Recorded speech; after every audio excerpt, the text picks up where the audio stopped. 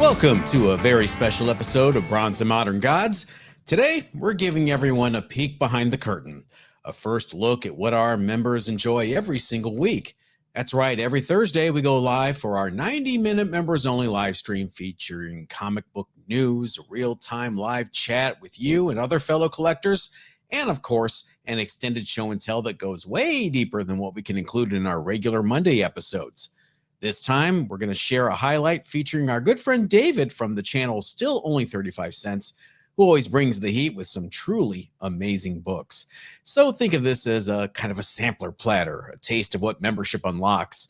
If you love the vibe around here and you want more conversation, more comic book goodness, and more exclusive content, all you have to do is hit that join button next to subscribe right here on YouTube. All right. Let's dive in and check out this special extended show and tell. Roll that beautiful bean footage. I'm not going to waste any time. Look, it's David from Still Only 35 Cents. Hello, guys. How are you?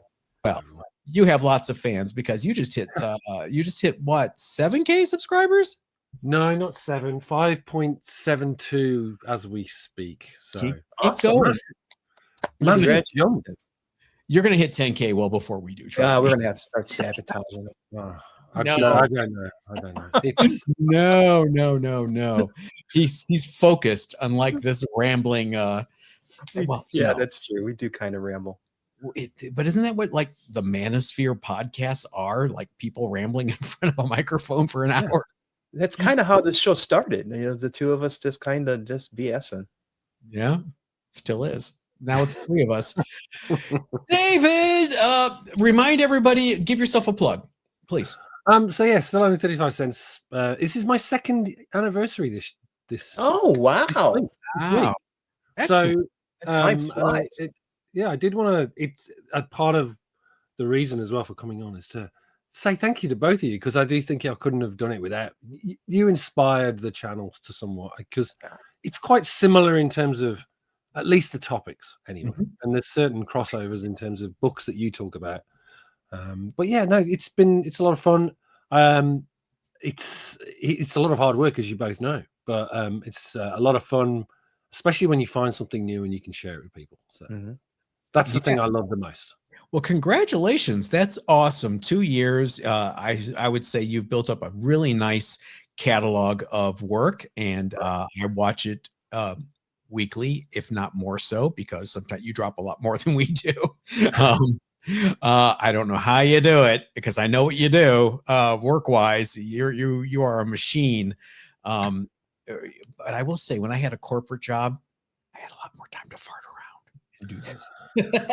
Yeah, it's more that I've been able to streamline everything, because AI has been great in terms of doing all of the back end stuff that you know, notes and things like that, and sources, and then being able to bring it all together that's been a game changer, I think. Yeah. Well, that's good. Let's do a little show and tell. I have a theme. Richard, do you have a theme? More dollar books that I picked up last week. David, I know you're going to have a theme for sure. I do have a theme. All right. So first of all, this is your 3rd time on?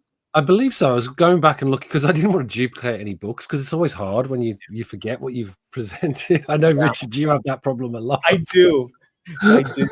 There's only so many books in the collection. Ultimate Fallout number 4. Okay. Hey, I have a short-term memory problem.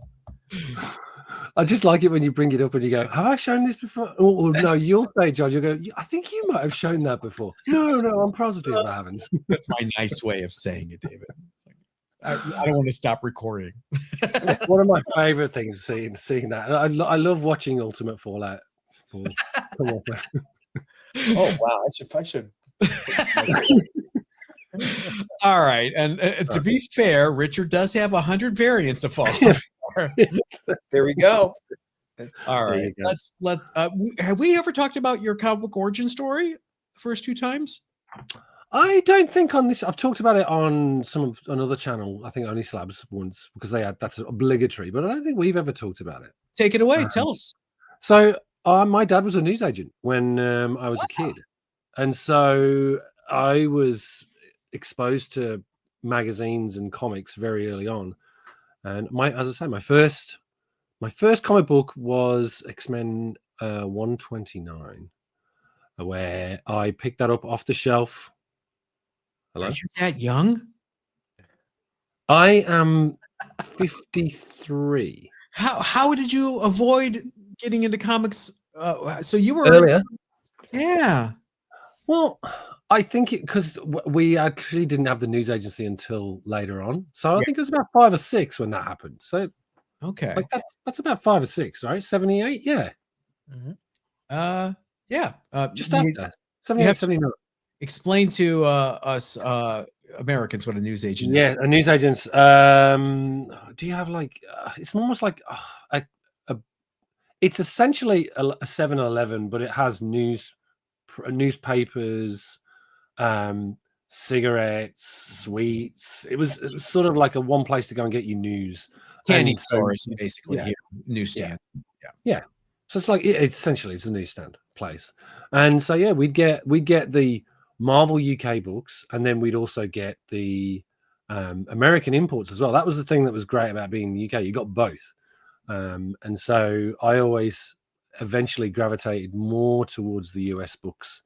There were about 4 or 5 years into collecting, but I collected a lot of the UK stuff, which is why I'm going back and collecting that. And that's how I got into it. It was. It was a real passion, and then I stayed with it until my mid-20s, and then, as always with everything, it drops off. Met a girl, didn't work out. That'll do it. Sold the comics, and then got back into it in 2013, and then started watching YouTube around about that time, and just kept watching rather than necessarily putting my foot in the water. And as mentioned, you both inspired me in terms of doing that, and I think it was watching your content really got me going. So don't blame us, blame COVID. Well, COVID too, but it's just good seeing that. I always like to do content based on the content that I think I'd like to watch. So that's why yours stuff resonated and certain other channels resonate as well. So we always love running into you at shows because you always buy such great things and just kind of peeking into your bag there. Oh, thanks. I did bring one today, which is from our first meeting as well. Oh, okay. See it. Do you want me to show it? I don't want to start big though. Can we save that one to the end? You need to answer this burning question from Frank: is Halloween a big deal in Australia, like in the US? It's getting there. It's getting there. The problem we have here is that we're the other side of the world, and so it doesn't get dark until around about 9 o'clock. And by that point, all the kids have gone to bed. So it's a little bit fruitless because you're walking. Everyone walks around and does Halloween, but it's in daylight, which just sucks. It's like seeing 9 Inch Nails in an outdoor venue in the summer. Yeah, that's exactly it. It's you need to, the mood needs to be set. I saw Cure in San Bernardino in the desert in a stadium, part of a K-Rock weenie roast, they call it. And the Cure went on in the summer at 6:30 p.m. with fog on the stage. It was like, this is not good. Yeah, Roger Smith in the daylight is not something I want to. No, Robert Smith does not want to see himself in the daylight. By the way, he looks like everyone's grandmother now. Yeah, he is taking care of himself. All right, you started us off with something smaller. Something smaller. Yeah. So, well, I couldn't resist bringing my giant-sized man thing and whipping this one out. Is it a 9.8? Its grade is very tiny, unlike my giant-sized man thing. Wow, that's an old slab. Yeah, it's an old slab, 9.6. Yeah, it's only a 9.6. Never mind. Well, these are hard to. They're hard to get in high grade, as you probably know. There you go. Yeah. So, how long have you had that? I've had it about a couple of years now. I've been meaning to crack it out and send it back in because the old classic. It's not really a 9.6. It's probably a 9.8, and they hit their quota. But for those of you who don't know, this is the first appearance of Hellcow. It is indeed. Tell everybody who Hellcow is. It's an undead cow that was bitten by Dracula, And there's a backup story in Giant Sized Man Thing with Howard the Duck, and he encounters the most incredible vampire of all, Hell Cow.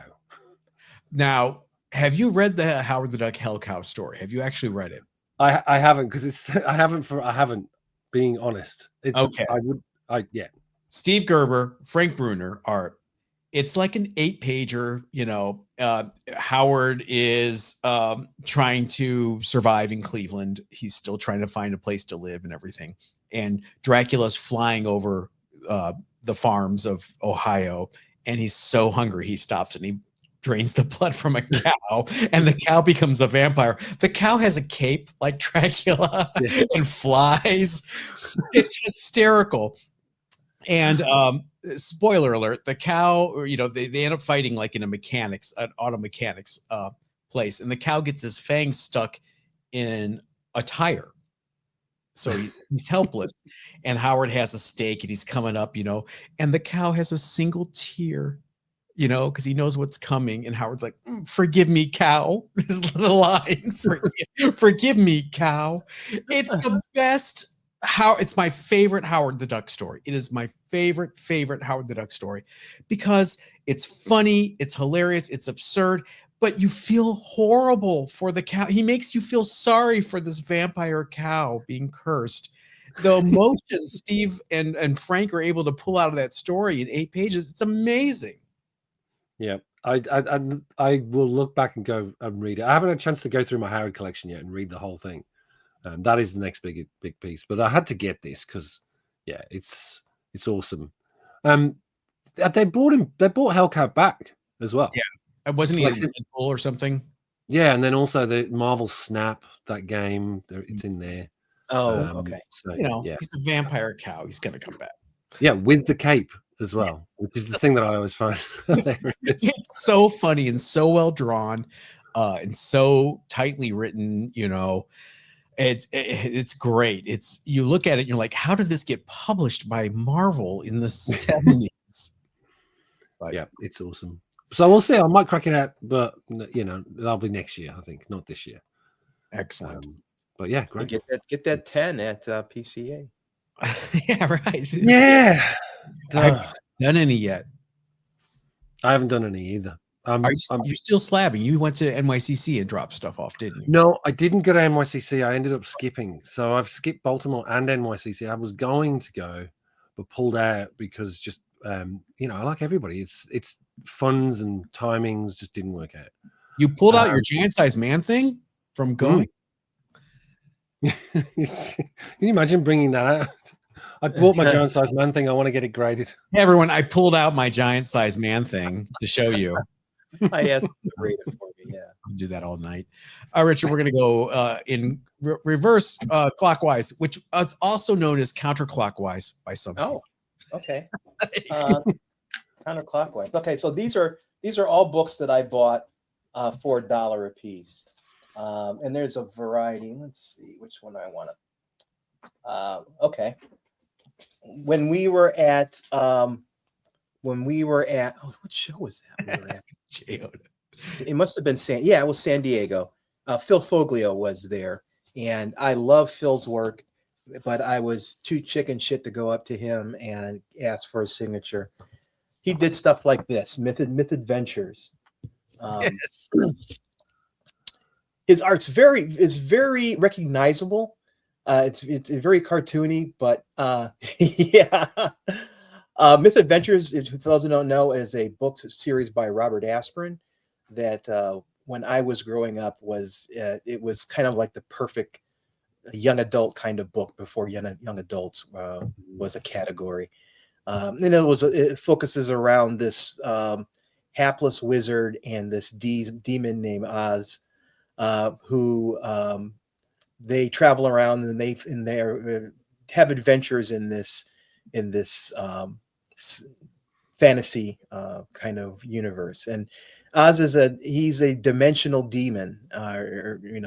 He travels from dimension to dimension, and it's a really cool series. It's really tongue-in-cheek humor, really nice.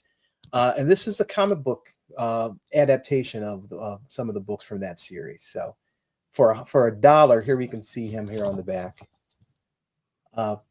For $1, it was a no-brainer buy. These books, it's probably an 8.0 if I was to grade it. It's not as mint as some of the other books that I've picked up from this particular buy, but it's still in great condition, and it brought back a lot of memories for me. Still your Carolyn Johns? Yeah, this is stuff I bought from Carolyn Johns. Nice. It's all black and white art inside.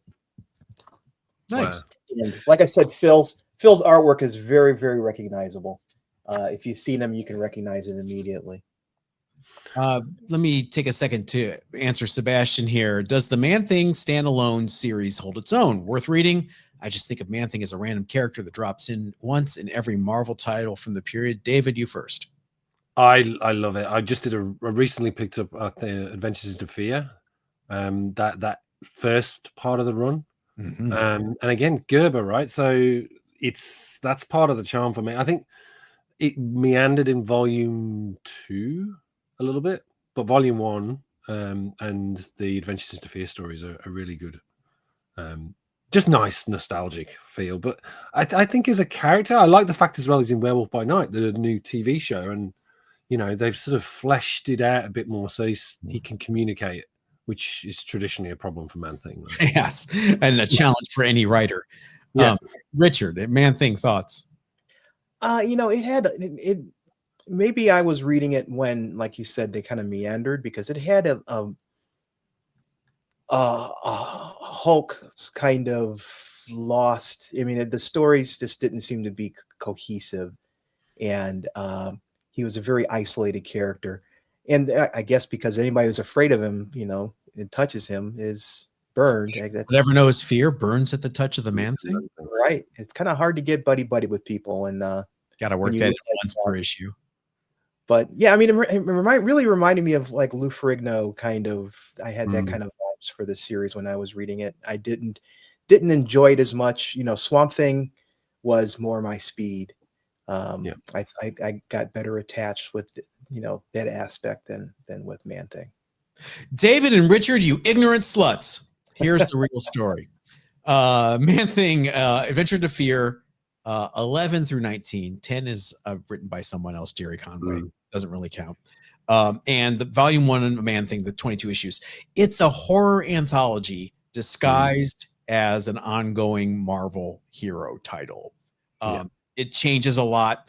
The only constants are the Man-Thing, some Jennifer Kale here and there as a sorceress, Richard Rory, who is basically a stand-in for Steve Gerber, constantly getting crapped on by the world.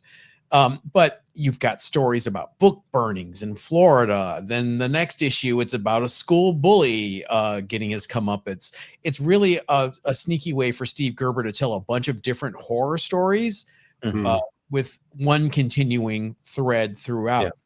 Volume 2 by Michael Fleischer and Chris Claremont is a completely different beast, no pun intended, and it was getting better when Claremont came on, but it was too little too late, and it got canceled with issue 10. But I love the original Man-Thing series more than Swamp Thing. Swamp Thing was. Are you talking Alan Moore Swamp Thing? You're talking Alan Moore. No, okay. Alan Moore Swamp Thing. I'm talking 70s. Okay. Swamp Thing, which the first 10 issues of Bernie writes, and then after that, he's a superhero now. He can change to the Swamp Thing and back to Alec Holland. That happened. I have a theme: Marvel 70s reprint titles. When you're a kid, you don't know they're reprints. You just know that some reason they're a little better than the new books. They're written better. They're drawn better. And here is an example. It is Marvel Triple Action number 30. Hey, Achilles. Of course. I'm showing this because I want to show another reason why to collect these 70s reprint titles. Number one, they're very hard in grade. So I love a challenge. And you get new art. This cover is almost completely redrawn from the original. So here's the original Gil Kane cover, inked by Vinnie Coletta. As you can see, Vinnie didn't spend a lot of time on Hercules' face. Is that Kash Patel? What's going on with those eyes? And you got tiny little Enchantress back there, which John Romita fixes. Got a bigger Enchantress figure. Herc is drawn a little more like a human being. I gotta say I like the colors on the original though. Yeah, I do like the red. Yeah. I'm trying to adjust the glare is something else tonight. It's Mylar. I know. Yeah. Pay for your art with the Mylars. Well, I don't have a wrinkled sack. I can say that. But look at the addition of how many word balloons can you add? Yeah. No, I can't be stopped. Not now. So, is there multiple stories in that book? Because it looks like that. No. Marvel Triple Action. The theory was 3 heroes in each issue, which so they start by reprinting the Fantastic Four. Okay, you're done. Excuse me. Well, there's 3, but there's an extra one. Yeah, the Invisible Woman doesn't count. So then it switches to Avengers stories. So they kind of cheat by saying, "Oh, it's Captain America, Hawkeye, and Goliath and the Wasp."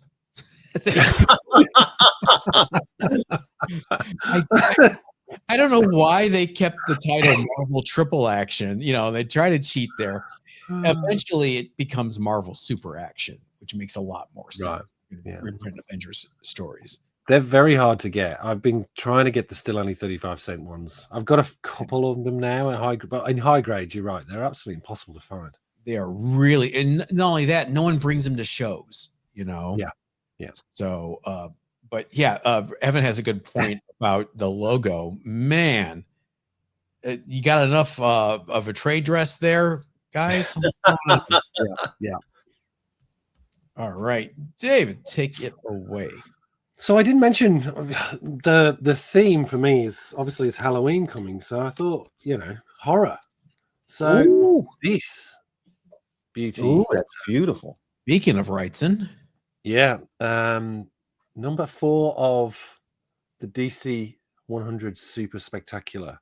Yeah, which is interesting because that is the very first DC 100 page Super Spectacular, yet it's called number 4. Yeah.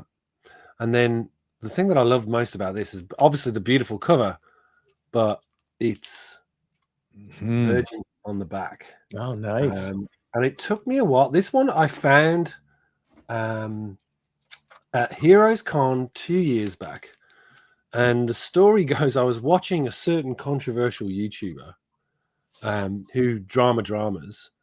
And he skipped this book at the back of one of the vendors. And the show had been over by this point by about a week. I tracked down who that vendor was, placed a phone call. I think they were in Minneapolis. And do you still have it? Yes, I still have it. Because I could tell from the video that it was a good looking copy. I've never seen one look that nice. Show it again. The back. And so $100. What year was this? 2 years ago.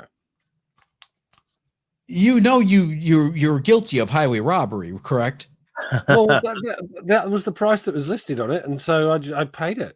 But so inadvertently, that YouTuber helped me get this book, which I've been looking for a long time. So wowzy, wow, woo woo. You know what that book goes for? Yeah. No, how much does it go for, John? More than $100. More than $100. Yeah. I'd say, look, it's still got some issues. I'd say it's an 8. If I had that book in an 8 and I had it in a live sale, it would be a minimum of $275 minimum. Yeah. So as I say, when I saw it, and the price was in the video, I think from memory as well. This is why I was like, because I just couldn't believe that he passed it by.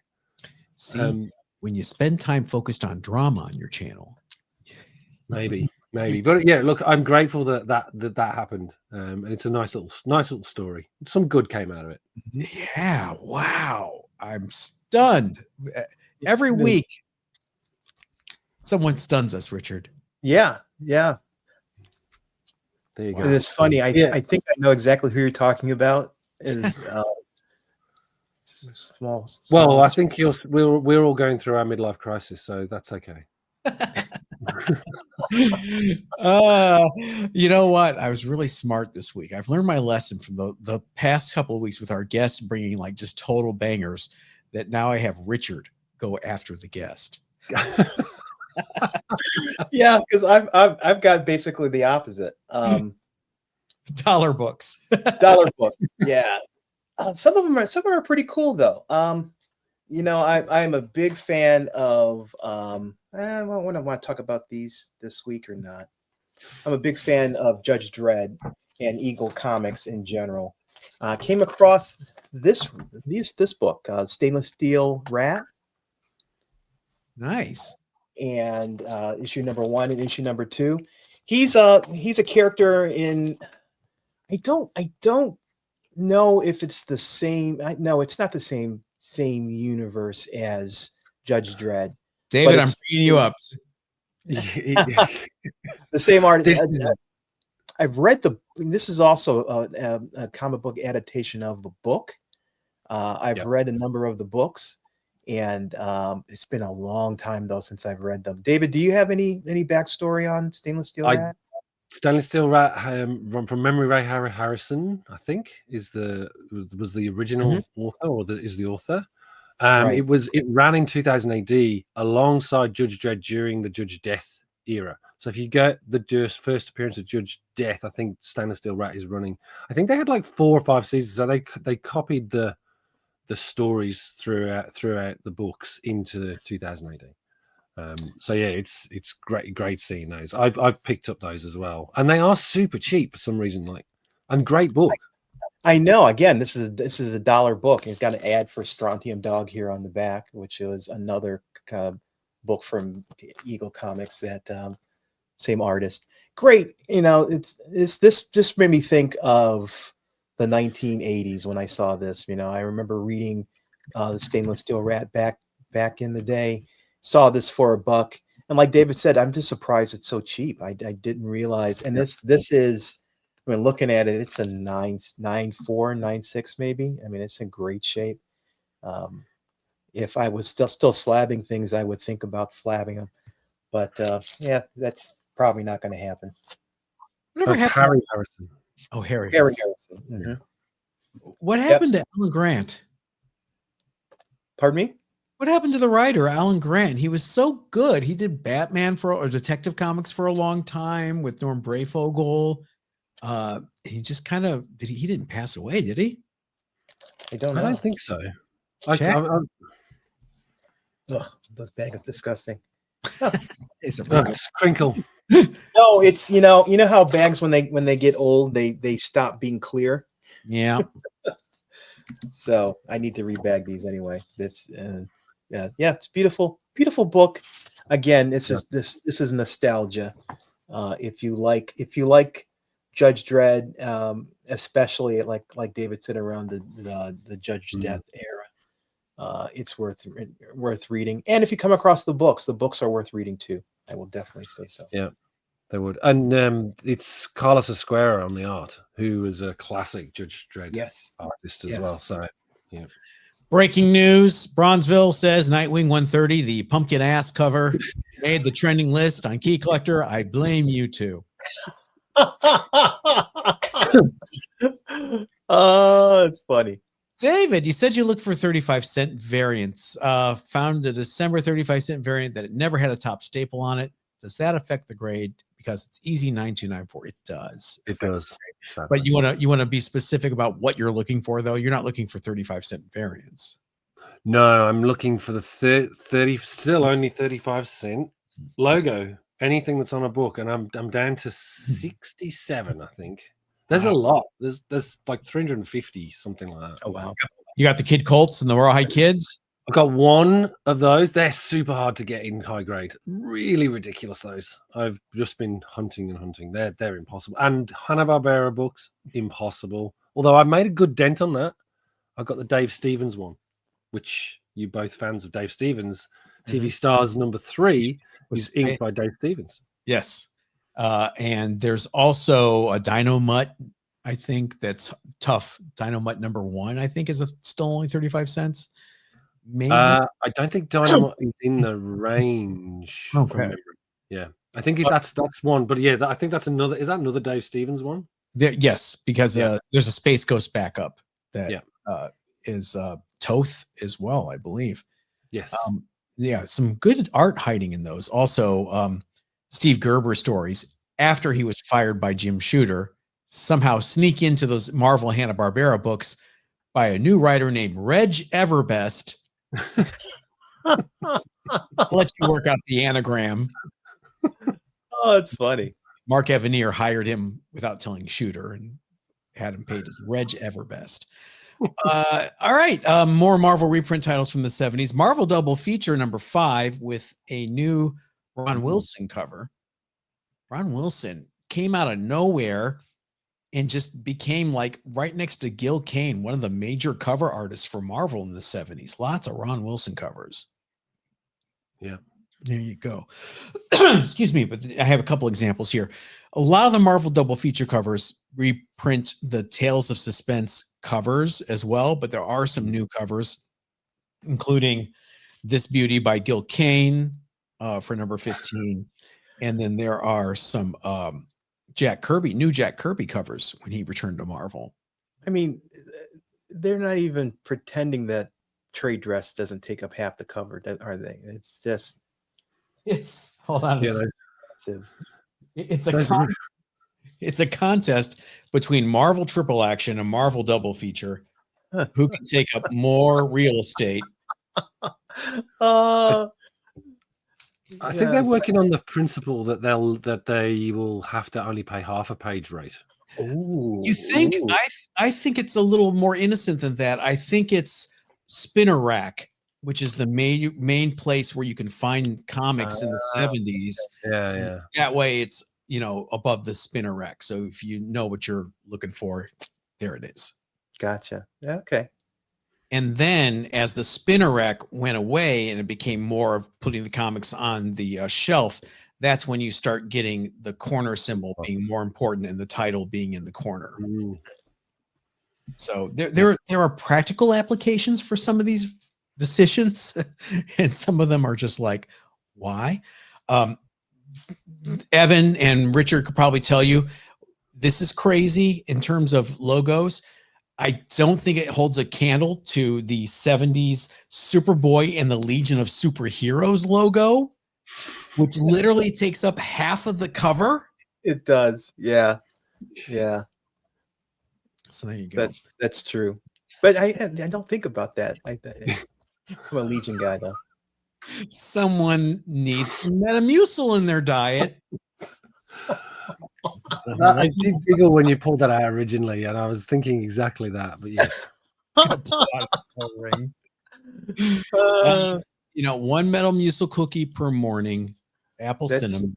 Hey, that's super serum is really super. Keeping it from being Remind everybody why we're actually here. Well, again, this is what serendipity with Richard's last book. It's horror. So oh yeah. Oh, that's awesome.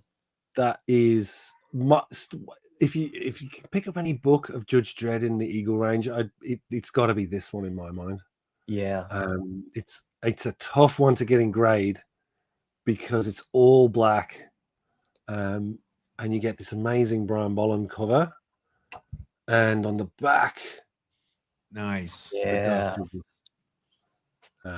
So yeah, this is one I picked up raw, and I think I sent this one in when we met at WonderCon. I think I submitted this. Oh, okay. And yeah, got the 9.8. So really happy with it. But I brought this because I knew Richard's penchant for 2000 AD, and yeah, that's beautiful. That whole I'm so surprised we don't have a Carl Urban movie where he's Judge Dredd and it's the Judge Death storyline. I mean, that's just, Judge Anderson's in it, and it's just a great story because they're definite villains And yeah, it's just a great story. If you haven't read that whole story arc, it's definitely worth tracking down. It's well, you know what's really strange about it as well. Like Judge Dredd stories tended to be very, very long in terms of the arc. They'd go on for, like you think about Apocalypse War, you think about the Block Wars. They went on for months and months and weeks in terms of those issues. The first Judge Death story lasted all of 3 issues, so essentially 15 pages, right? This one ran for 5 or 6 issues. I think 6 issues. And you see Dead World, and that the impact that those brief appearances made. It's I'm surprised they haven't they should have really strung it out. Like the Judge Dredd introduction could have been longer than 3 issues. Right, I agree. I think that first appearance of Judge Dredd sells for so much, not so much because it's the first appearance of Judge Dredd, but because it includes bionic stickers that make you look like Steve Austin. Yeah. People want those stickers, which, by the way, you've had that book slabbed, have you not? Yes, I've got 2 more waiting to go as well. And I picked another one up last weekend. Wow. Without the stickers, but I picked that one up because I'm going to take the stickers from the lower grade one, put them in that one, because that one looks like it could hit in the 9s. So, and there's still no 9.8 on the census for that book. It's members only, so no one from CGC will see this. How can they tell? Oh no. So they don't. They're not. They're detached. So there's no. You can take one out of one book and put in another. It's not like you're not. It's not like the tattoos where you're taking the sample. Who would do such a thing? Who would take the tattoos from a Fantastic Four 252 and replace an ASM 238?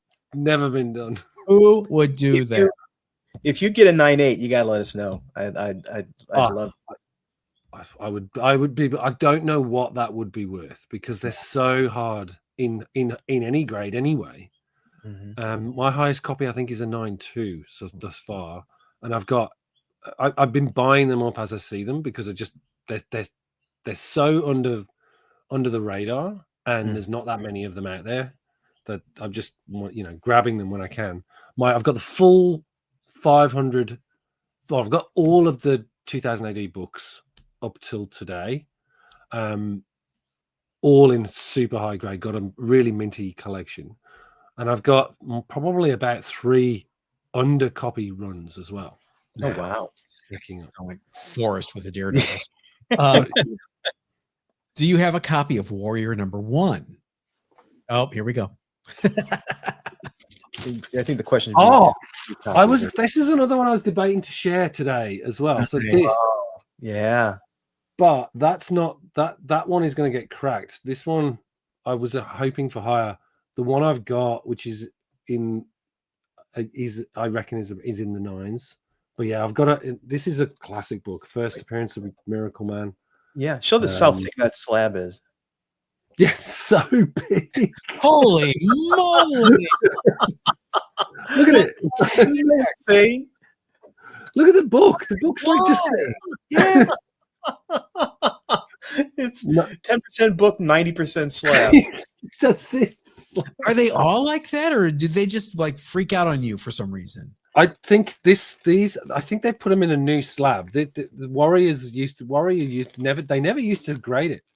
That's right. That's right. And then they've recently updated. But I've got what I was going to show. I might just quickly go and get it just for Richard, because this is Dean. She thick that slab. How much does it cost to send a book from Australia? I can answer this while he's out, Sebastian. He waits and stacks them up, and then when he comes over to a convention, he does a huge drop off. Is that correct, David? That is absolutely correct. Yeah. Or I used to send them across. It did cost a pretty penny. Oh wow! Shipping was insane. Yeah, it's like $500 just for a box to see. That slab looks like it also should house an ant farm. Oh, sweet. So it's the full, like the old binder that they used to have. Yeah. All the Warriors in there. So I bought that. That's where the number 1 got pulled out immediately. So they're in all. I mean, you can probably see the quality there. Yeah, that is beautiful. So they're not punched, right? They're no. There's a little metal wire. You can probably see it here. that holds it in the center point. Wow. But So the these staples are supported by the metal wire in the middle. Yeah, but these are you never see these, and this came up in I've auctions. never I was seen like, one of just these. grabbed it. Yeah. Was that something that Fleetway sold? Yeah. A binder? Yeah. Wow. I have, if you guys remember the official handbook of the Marvel Universe, the master edition, they sold black binders and they were hole punched. And I used to have a whole set of them. I had a whole set and I sold them on eBay. The annoying thing is the OCD person in me. There's 27 issues, and there's these on both of the volumes that you could buy could only hold 24. So it's like, well, I almost hate to do this, but Richard, you're up. Yeah, you can do it. Follow that up. I can't, because again, these are dollar books. Here is this is something that I didn't even open up. I haven't opened this. This is Dragon magazine. It's another Phil Fogel cover. Again, love Phil Foglio. This is an earlier Dragon. This is number 48. He did a lot of covers for Dragon over the years. This is great. I mean, this is just. I just opened it up and somebody left their dungeon. Oh, look at that! Here inside of it. My heart. Yeah. Oh, it's just if you around back at here. This is from 82, I believe it is. 81, April of 81. It's all types. It's not types. It's typed like on a typewriter. This whole letter to page is all typed manually. Just the time capsule. It's not in the best of shape, but I wanted the Phil Foglio cover.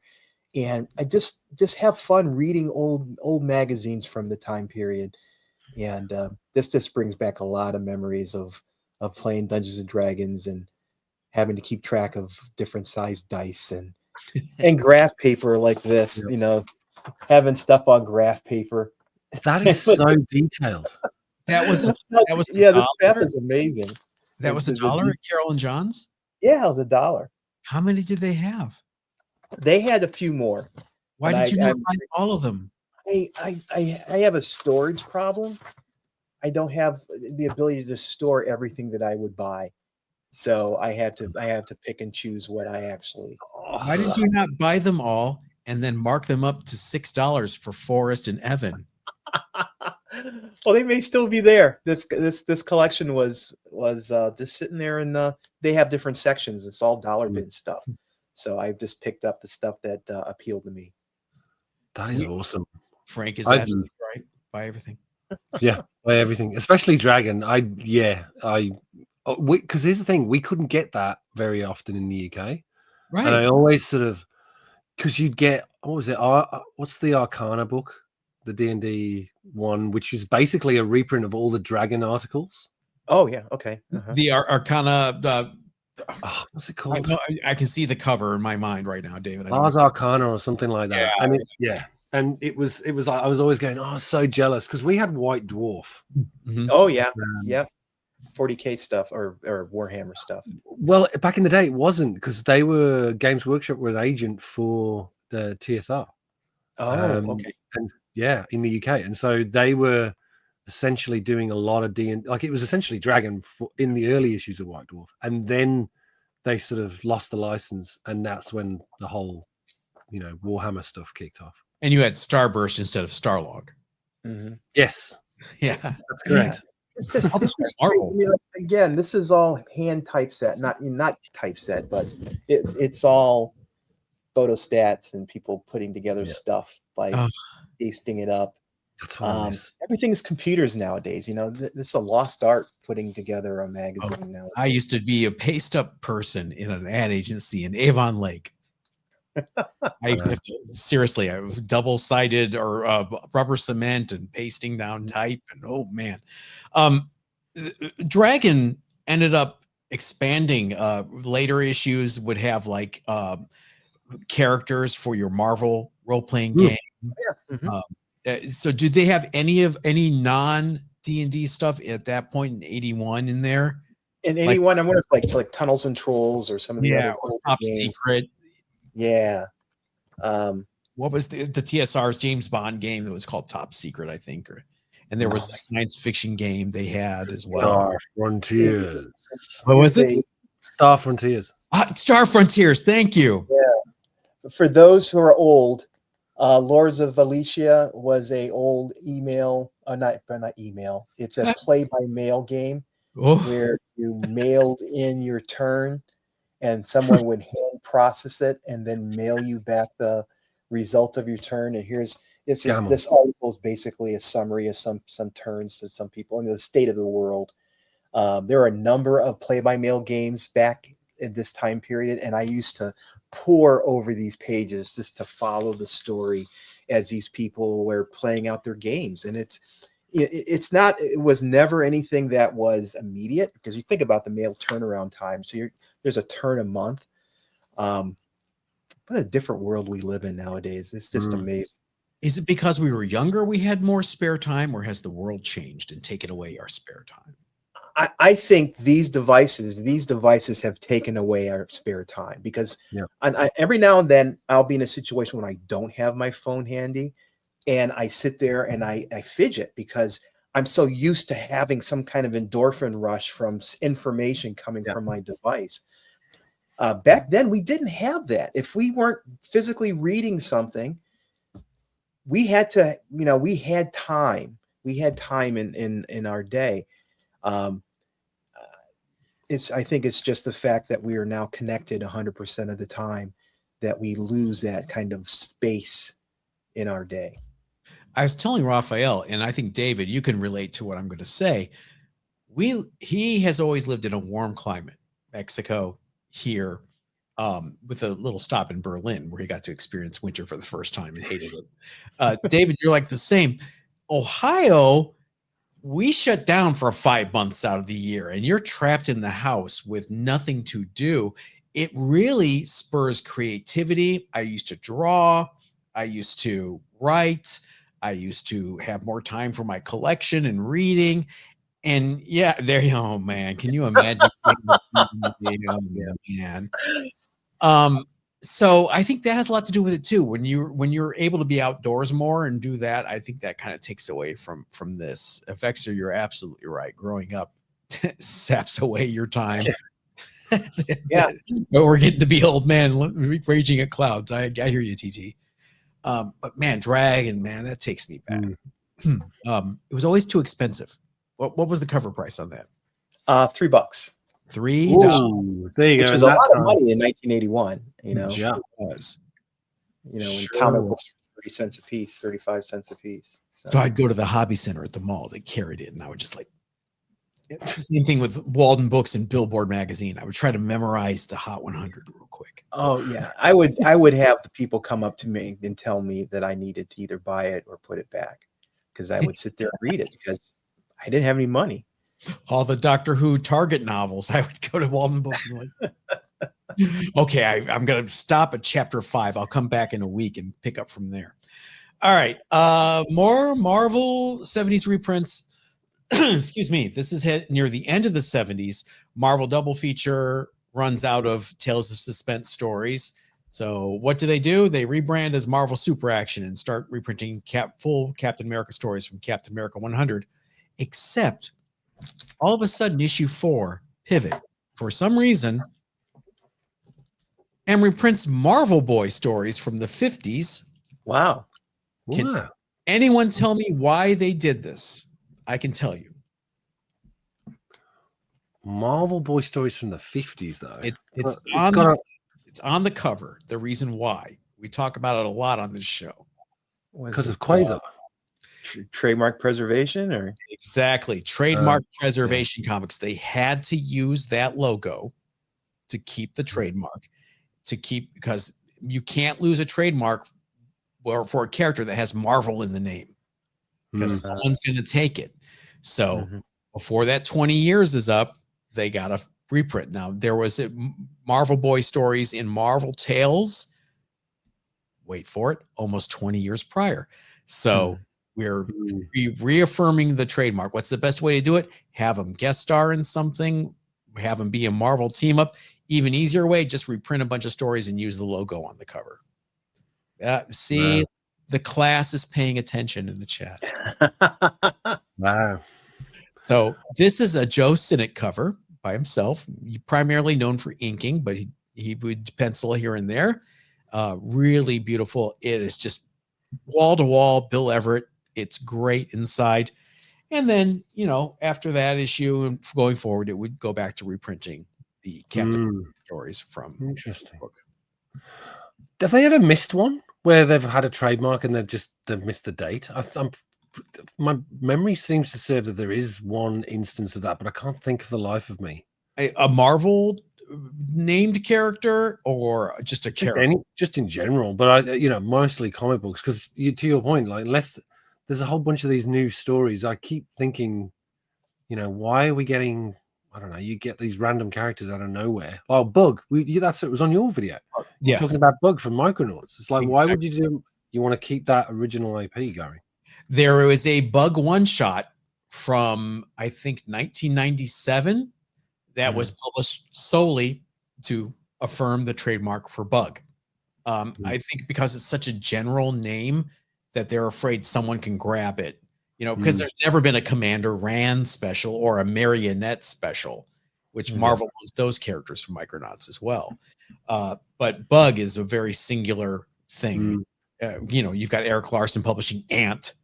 If in the way he loves using abandoned trademarks, I wouldn't be surprised if they let Bug lapse.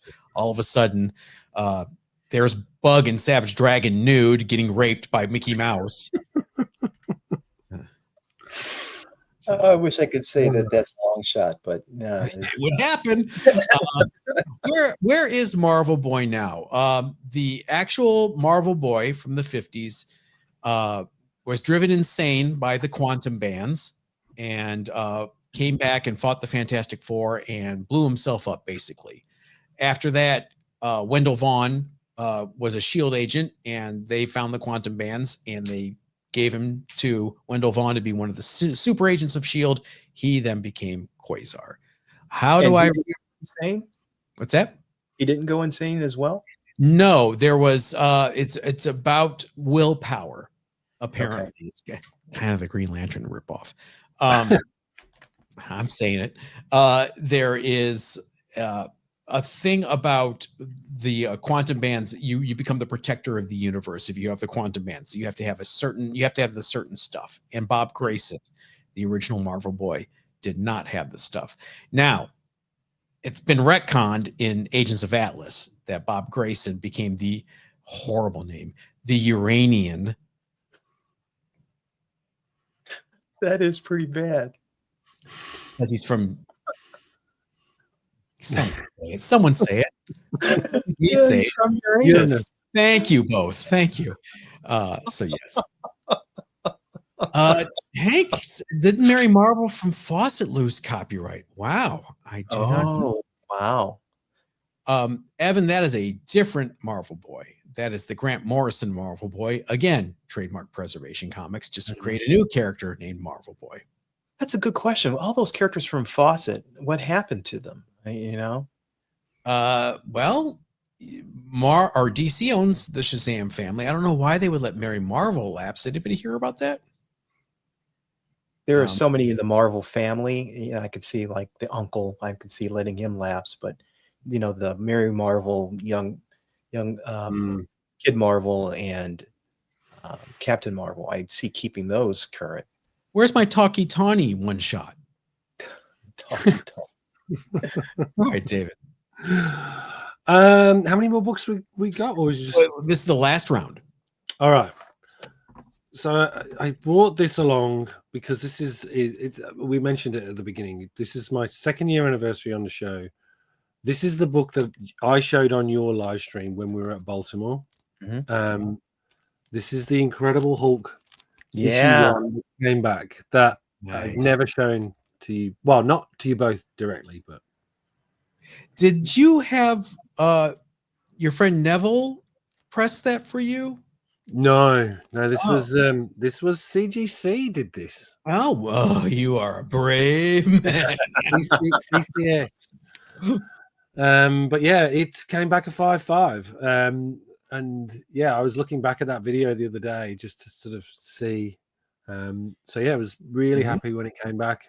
I remember that. Yeah, We were sitting in our Wacom booth when we were talking. Yeah, there was a gentleman that brought a 2.0 as well, and we were doing comparisons to see what it was going to grade at. But yeah, this is as I say, Halloween monster books. I can't think of any greater monster book in my mind. Quick, Richard. But yeah.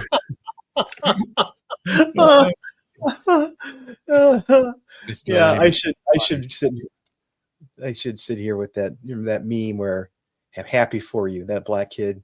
It's like great. But yeah, it was anyway. The reason I ask about Neville, you know who I'm talking about, Neville the Grail Hunter on Instagram. Yeah. He showed a whole bunch of pence copies of these major keys.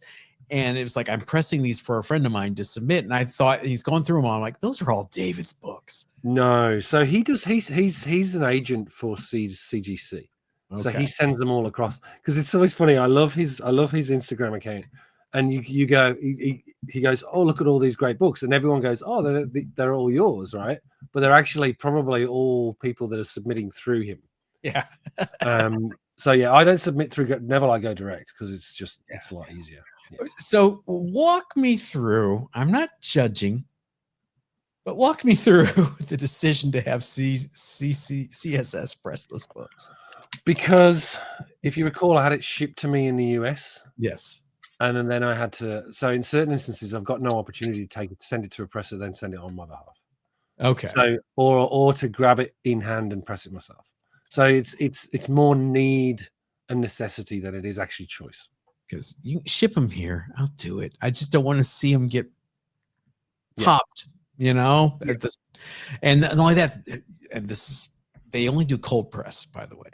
They do. They only do exactly, and they very rarely even clean the book. They used to.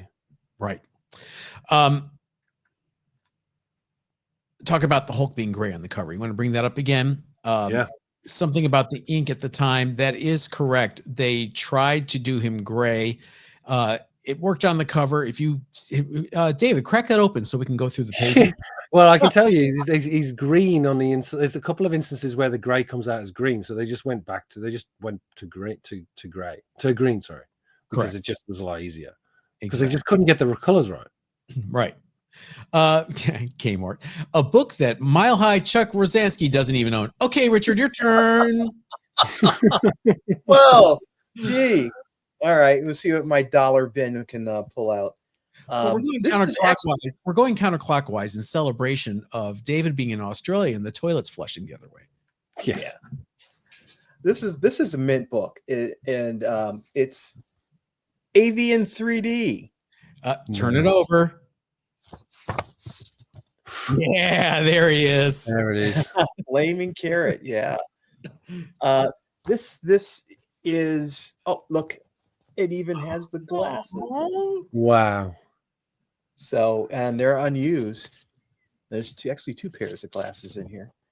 Yeah, so this is a 3D book. It's kind of, and we won't call it an anthology. It's kind of a sampler of Aardvark Vanaheim, which was the publisher for Cerebus, as well as a number of other books like Flaming Carrot. You got Miss Tree here on the back. You got Normal Man there. So, you know, there's a lot of different characters here.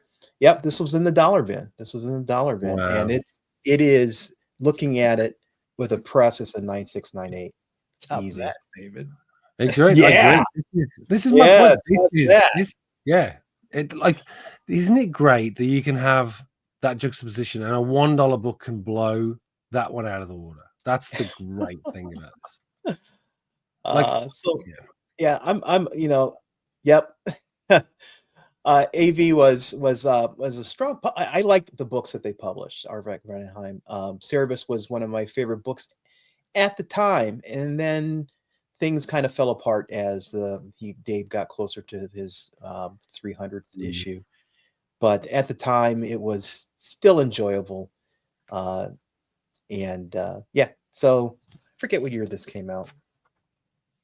And it's absolutely 100% impossible to read it if without the glasses, because it's that faux 3D, you know, that's printed. This is I'm from guessing 82, 84. It says 84. Okay, 84. because he's still married to Denny Lober. So the publisher. So yeah, it's in great shape. Like I said, the glasses. I mean, it looks like it's been sitting in a bag this untouched since '84. So nice.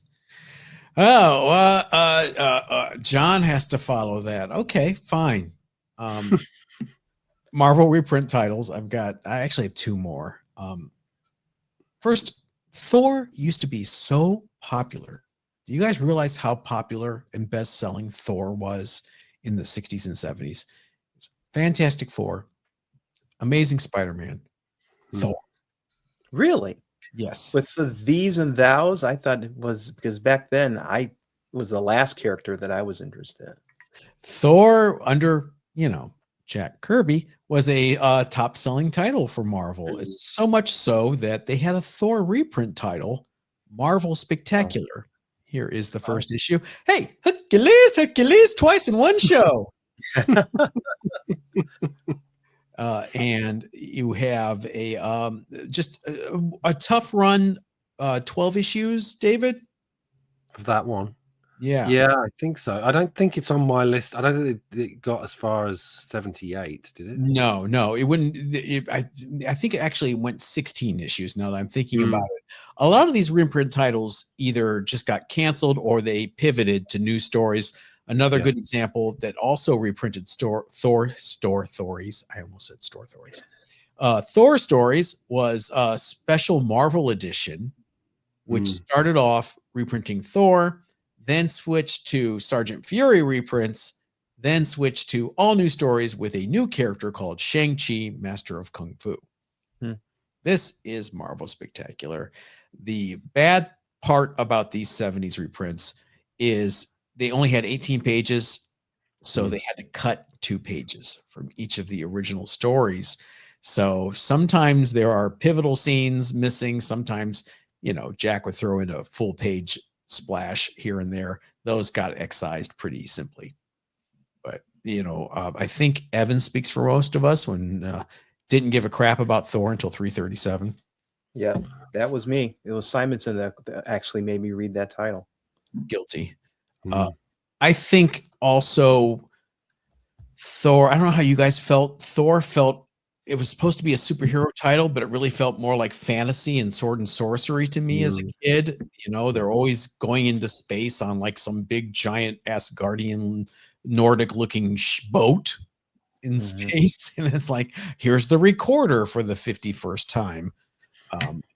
I have one more reprint title. You cannot talk about Marvel reprint titles in the 70s without talking about the big daddy of them all, Marvel Tales. Yeah. Marvel Tales number 7. This began life because Marvel had gotten so popular after their first 3 years that fans were writing in saying, hey, I cannot find the first year of Fantastic Four or Spider-Man anywhere. And can you guys tell me where I can find these back issues? And so they said, someone had a great idea and said, let's just start reprinting them. These stories were only 3 years old at the time. Wow.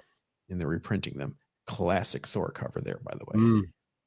Yeah, and they're my favorite just because you get to read those original stories in the format that they were, originally done, with the smell of newsprint. And yeah, it's great book. Do you want your Aurora hobby kit, by the way? Those, I remembered those. I remember the Frankenstein ones. What was the one with Vampirella? And they had Vampirella, Frankenstein, a guillotine, and then like Hostage Girl. What's her name? And it was like a girl that was scared, and like you would build her, and it's like, whoa, they had to pull those off the shelves. Now, Marvel Tales, David, you love when the UK titles that reprint US books have new art or new pinups.